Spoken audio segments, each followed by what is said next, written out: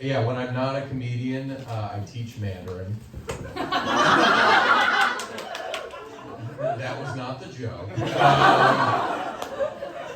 No, most people don't believe me, and I get it. It's weird, me teaching Mandarin.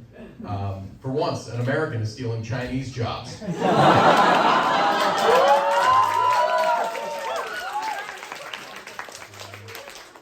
It's good, but from teaching Chinese, I've learned that some people are way too optimistic about their ability to learn a language. Like, I have this new adult student, he's like a 65-year-old New Yorker, and before our first lesson, he goes, "Hey, I want to learn Chinese, but I don't need to become fluent." I'm like, "Don't worry, it's probably not going to happen."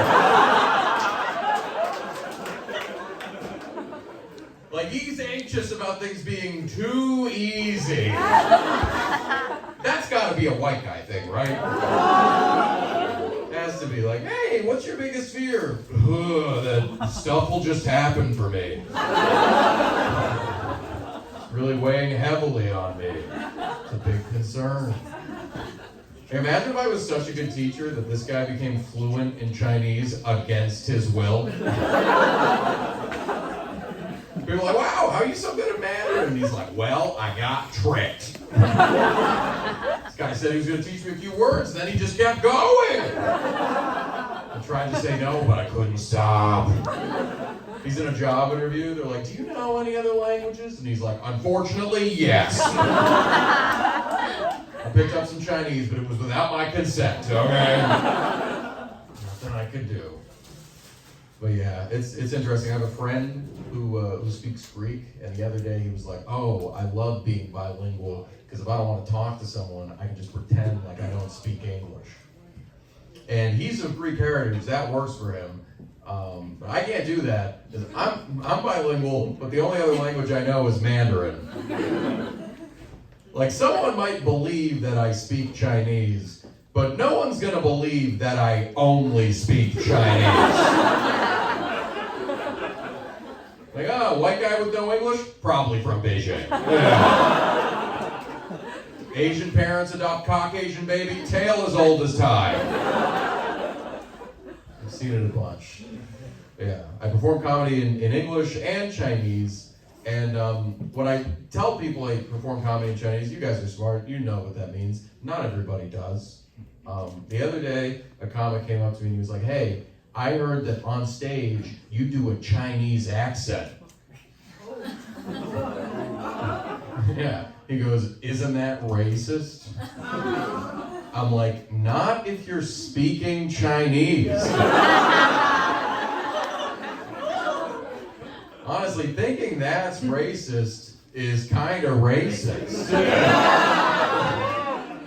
Like, imagine if the situation was flipped and you had a Chinese guy speaking English with an American accent, and you're like, "Wow, that's weird. He's Asian. He shouldn't be able to make those sounds. How did he say library so perfectly?"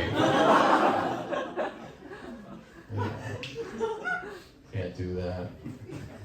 But no, I like being in New York. I've lived here for about a year and a half.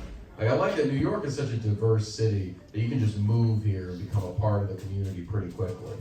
Like, I have a friend, she moved here from Cleveland like 6 months ago, and she's like, "Oh my God, I'm a New Yorker now."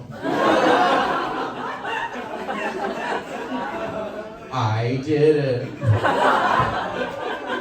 Yeah. We've seen these people who claim their New York identity immediately.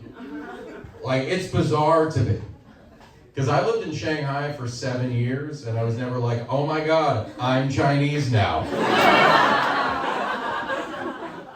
I did it.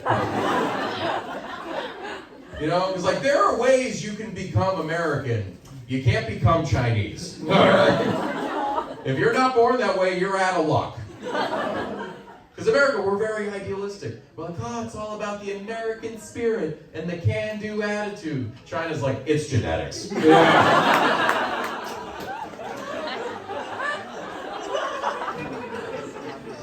You know? Because like, if someone says they're becoming American, you're like, "Oh, they're getting citizenship."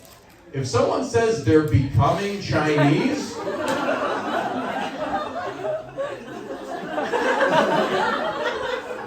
you're like, oh, they're getting canceled. That's what's about to happen.